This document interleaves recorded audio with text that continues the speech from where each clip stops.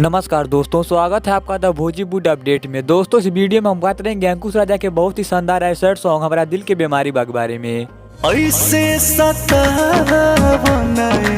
जान हमरा दिल के बीमारी बा।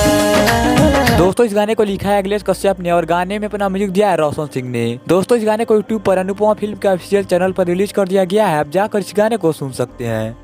का बताई बढ़ल कितना बेकरारी बा। दोस्तों, बात करें इस गाने के बारे में तो गाना बहुत ही बेहतरीन सैड सॉन्ग है। और दोस्तों, यदि आप सैड सॉन्ग सुनना पसंद करते हैं तो आप अनुपमा फिल्म पर जाकर इस गाने को सुन सकते हैं। और दोस्तों, वीडियो पसंद आए तो लाइक कीजिए, शेयर कीजिए और साथ ही हमारे यूट्यूब चैनल द भोजीवुड अपडेट को सब्सक्राइब कीजिए। मिलते हैं अगले वीडियो में।